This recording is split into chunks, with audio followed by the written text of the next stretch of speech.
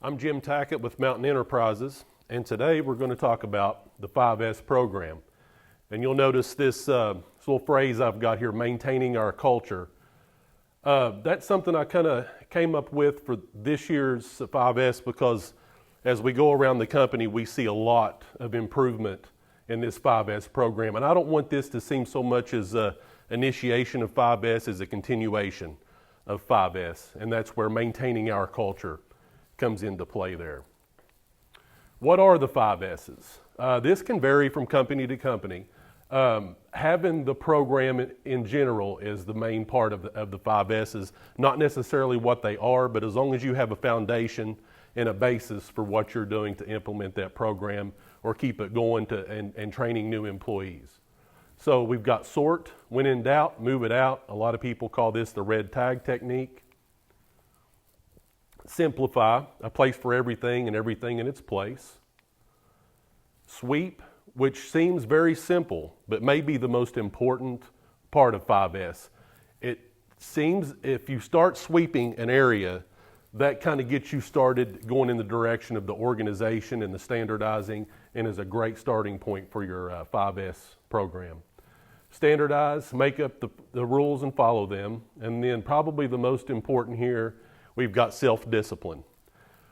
Part of daily work, and it becomes a habit. And I think we've all seen that where we've fixed up our garage, organized things, and thought, now this is the way it's going to be from now on. But keeping up with your organization, putting things back, that's what maintains that discipline and your 5S program. So you're talking about sorting, you're eliminating all unnecessary tools and parts, going through those tools and parts. Now what this does is it's really going to help your efficiency also from a company bottom line point of view.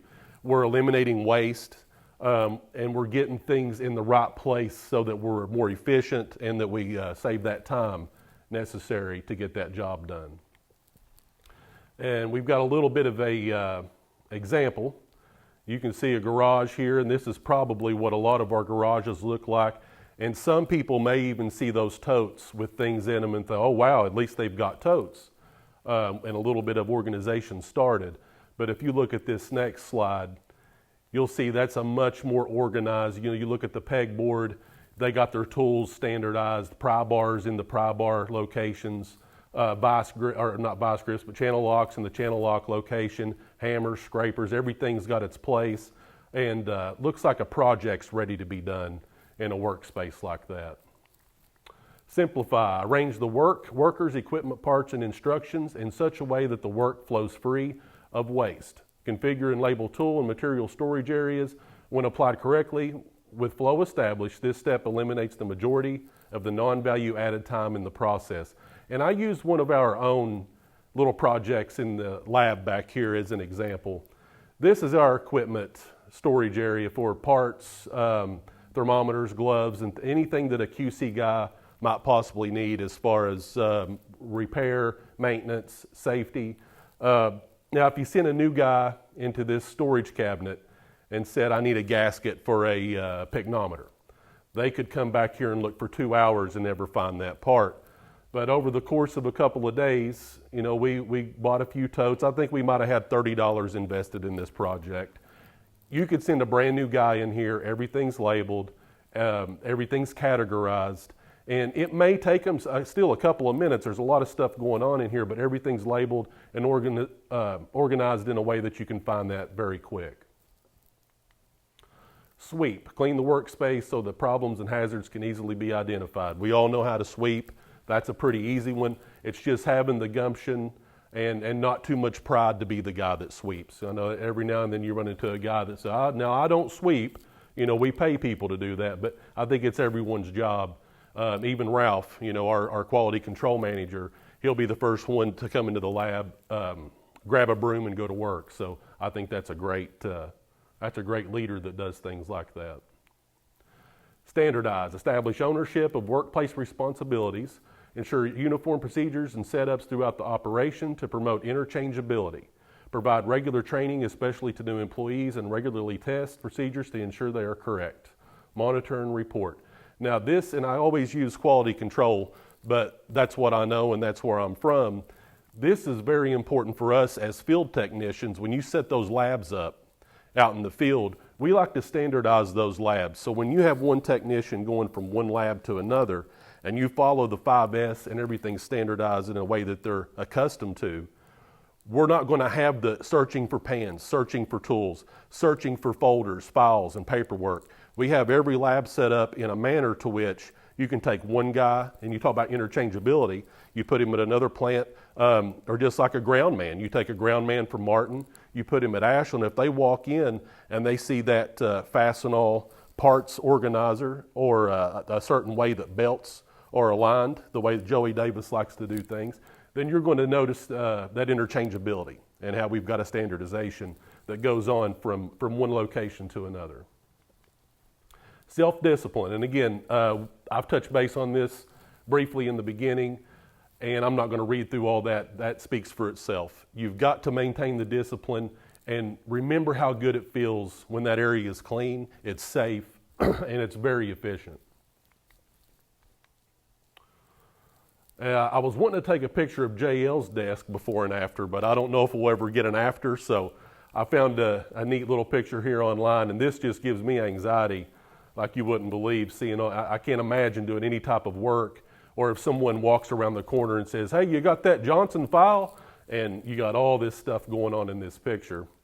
But after what I'm sure is probably a weekend of straightening up, then you've got an area that looks like you can get something done here, which is much more pleasing. I got a little short video here, and we'll move on after that.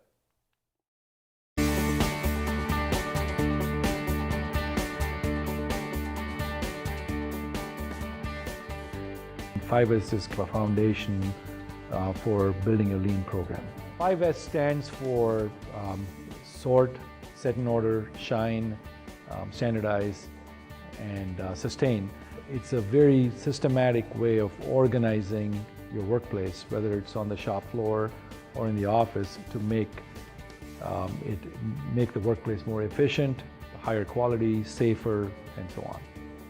You take an area, look at the current state, and remove things that are not needed from that location, and then go through the second step, which is to put things back in a good order so it's easy to find, and then clean in the process, and then leave some rules behind by which you can keep it organized and clean for all time to come.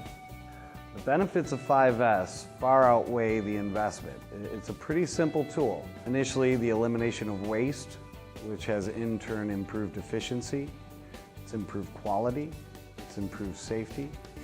All three of those things really affect the bottom line.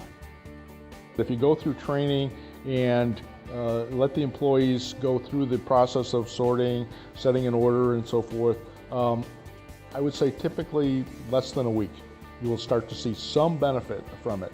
But I would say over the course of certainly a few months, definitely a surefire payback in terms of cost reductions, increase in revenue, better customer satisfaction. But I would say employees are going to be a lot happier as a result of the process, and you're going to see that as soon as they start digging in. If we've actually increased our sales just by having customers through our shop, recognizing the level of organization gives them the comfort factor and the confidence that we're the supplier of choice. Our number one focus in the organization is safety, and 5S has a direct contribution to safety. We've gone over 2 million man-hours without a lost time incident, and that's something we couldn't even imagine 5-10 years ago, and today it's a reality. 5S is easy to understand. It's very hard to do because we're talking about changing habits, building good work habits in the entire company, and that's going to take time. It's a cultural thing. Over time, that's the realization manufacturers have. It's truly a culture change, so it's going to take time, but it takes a lot of nurturing and support from the top management. So there is a cultural change within the organization.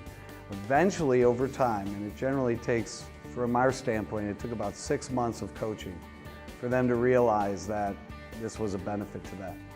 The expertise of the IMEC staff was just incredible. they really had extensive background in operations or in the topical areas that they were working with us on. And so I always felt very confident that these were people that you could trust, that they have been there. I felt like they listened very well, so that they would come in, they would do their best to understand the business, what your customers were looking for. IMEC is a wonderful resource. The toolbox they have is enormous, so as companies evolve and they see a need for a new tool to be used to improve manufacturing, IMEC's the right resource.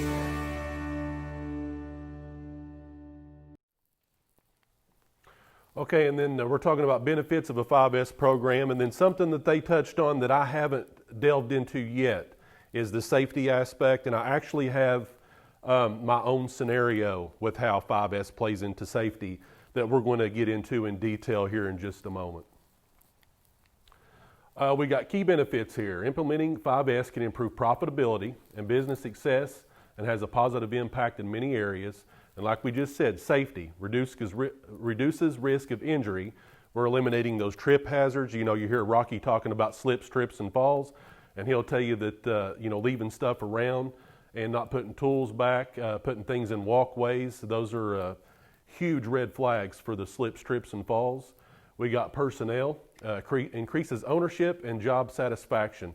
And I love that they touch base on this here, because there's nothing like seeing a new guy come in and you bring him into the fold and teach him the way that you do things. And they get a little pep in their step because they can see that hard work and buying into that culture right there in front of them. They see the organized shelves and the tools, and it kind of builds that from day one that we want to have that type of culture in our workplace. Productivity, we spoke about earlier, increases availability and efficiency. That's those storage containers, that's the tools, that's the parts, the nuts, bolts, and screws, trunnions for a plant, knowing where each and every part is located. It's like Tommy and Jack will talk to you about their organization and having an inventory for where things are and how to get those things where they need to be in the most efficient way possible. And then lower costs. Of course, we're reducing waste, and not just waste of parts and equipment that we're not using, but we're reducing the waste of time to look for those parts, to hunt down that piece of equipment. I think we might have one of those at Louisa for, that we need to take to the Ashland plant.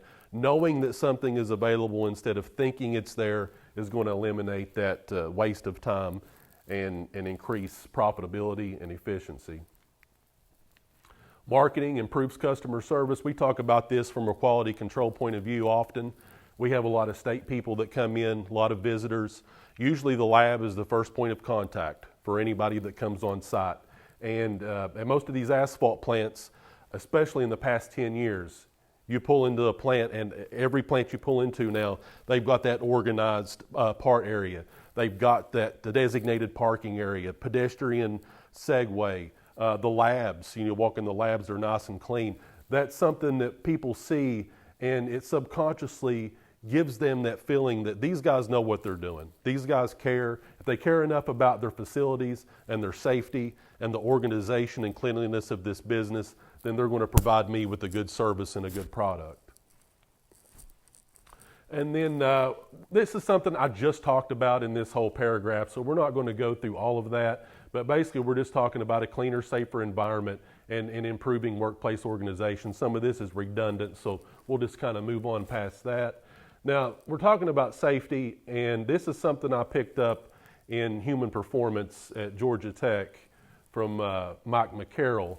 And this is kind of my own little take on a situation that we may encounter at, say, an asphalt plant or an aggregate location. So this is work as imagined versus work being done and how that relates to 5S and safety. All right, so we all think about a task at hand. That's called work as imagined. So this blue line you're seeing at the top of the page, that's how we're imagining, whether you're going to replace a drain under your sink, a part at an asphalt plant, you're going to put a new starter on a tractor, anything that you're going to work on, you imagine it perfect. You have the start of the task, and you complete the task. And in a perfect world, that's what it looks like. No hiccups, no problems, no obstacles. But let's move on. So this is our real life line that we're beginning here. And this is the work is done. So we have an event. Each red dot's going to signify an event. And let's see what this event is. Part is missing from storage. And I think we've all ran into that. I thought I had that in the garage. I could have sworn I had that somewhere. So whether you're on the job or you have to make a trip to Lowe's when you're home, this is what we call an event. So this is going to set us back. So we're going back on the timeline here where we have to drive to pick up that part. So now we're losing time. You've got somebody waiting. In most of our environments, you're going to have somebody you answer to that's going to say, what's the ETA? What are we looking at? When is that going to be completed?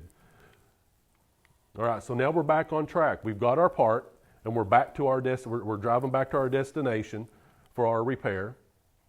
All right, so we've stepped up a little bit, whether it's Raymond or Ernie, Rocky at the quarries. Extra help is added to repair team. They knew an event occurred, and they said, hey, let's get a couple more guys on this. We've had a setback. We're going to add some more guys to this team to help get this task completed.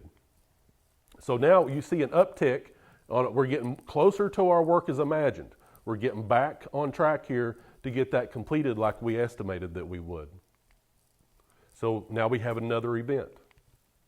Due to the pressure to make up for lost time, the work area became cluttered and an employee is injured, which is a real life scenario. You know, guys are, come on, we don't have time to sweep up this area. Let's get this job done. So we got a guy who has become injured at this point, and that totally stops all work. We have to, make sure that he's safe, attend to his injury. Work resumes minus one employee. So minus that one employee, we see a little bit of a slack off in our timeline, and the task is complete. So this is really how work happens. And this is a very shortened version of how work happens.